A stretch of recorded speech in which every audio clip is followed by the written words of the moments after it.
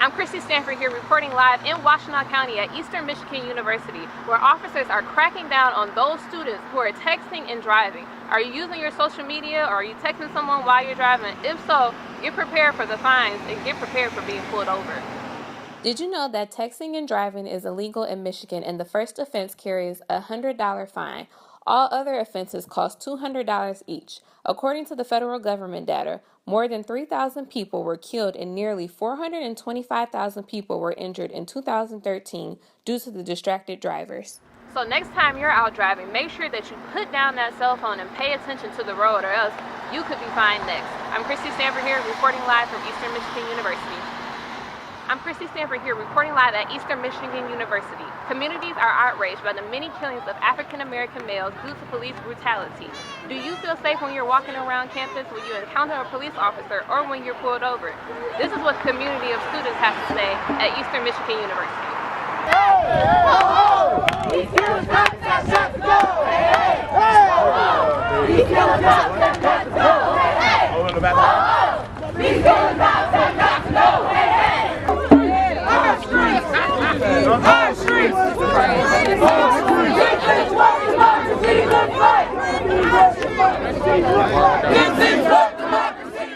Good afternoon, I'm Kristy Stanford here with your entertainment news. Now, it seems as if Katy Perry has celebrated her halftime performance in a very permanent way. On Monday, she uploaded a picture on her Instagram with the Roman numeral 49 tattooed right here on her finger. She truly made teenage dreams come true with her pyrotechnics, dancing sharks, and of course all her crazy wardrobe changes. She also had appearances with Missy Elliott, the talented Missy Elliott, and a special appearance with Lenny Kravitz. Make sure you check that out on our website.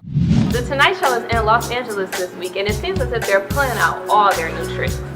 A brand new Brian Williams rap that debuted this past Monday, created using news clips of NBC's nightly news anchor Brian Williams on The Tonight Show. Editors made Williams rap the Snoop Dogg classic, Who Am I? From the depths of the sea, back to the Glock, Snoop Doggy Dogg Donkey, as the dog went solo on that. To check out all those clips, make sure you go on our website. I'm Kristy Stanford here with your entertainment news.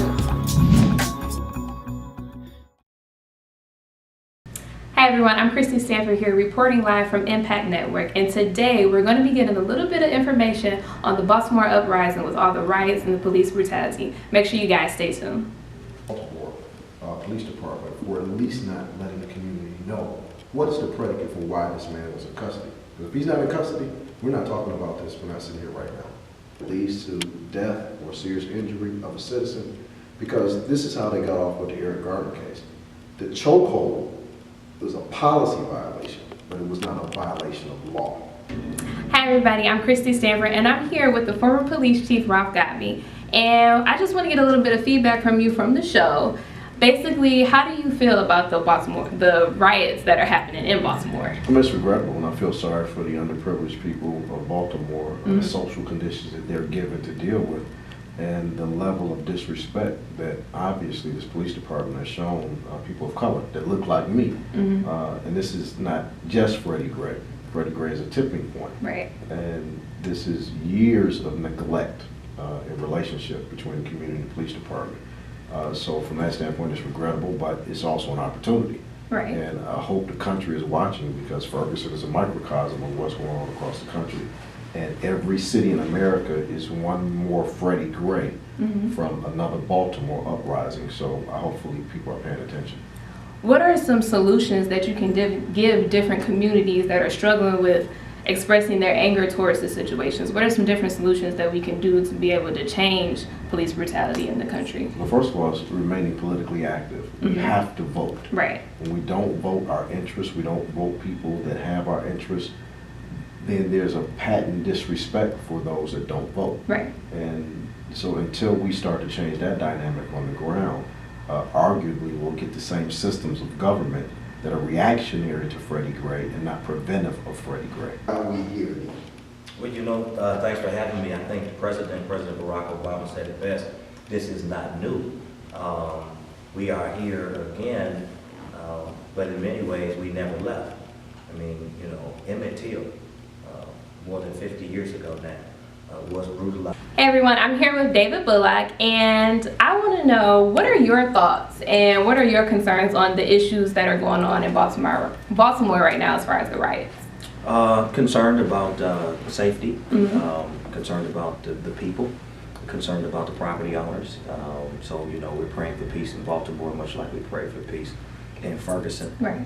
But also concerned about where do we go from here? I mean, what's the long-term response to police brutality so that this stuff doesn't continue to happen? And what are some places that we could go besides us ruining our own communities and destroying other people's property? Like, what are some other solutions that we can give our communities to say, hey, there's another way around this and this is how it should be done? Yeah, I think, you know, definitely being involved in the political process, voting people in that serve your interests, voting people out that don't.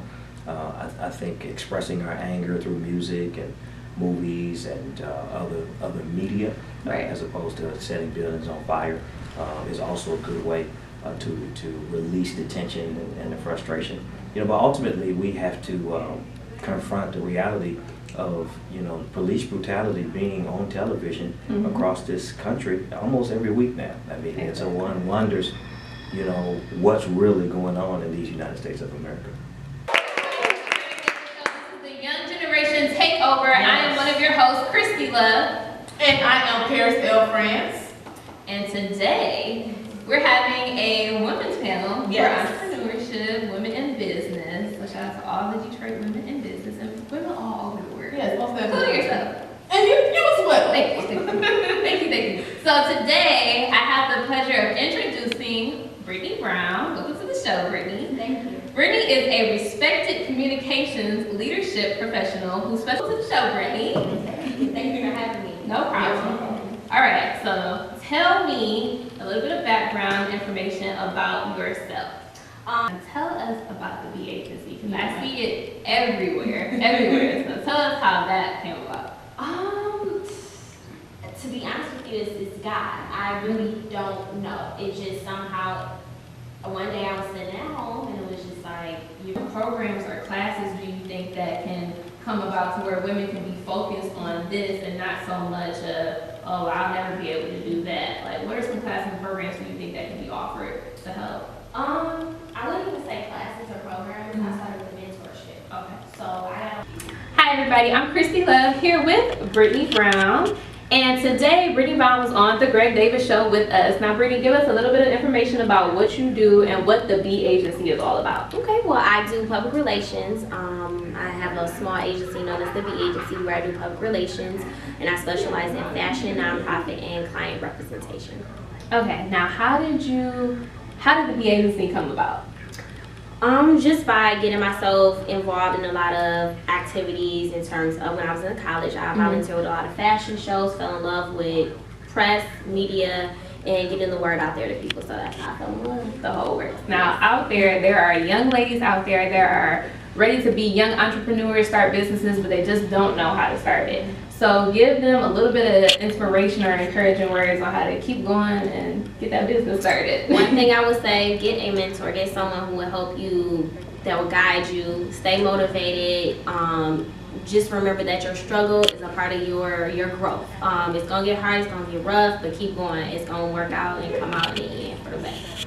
I'm Kristy Love here. We're going to have an exclusive interview with Brittany and all the behind the scenes exclusives with the B agency. Make sure you guys stay tuned.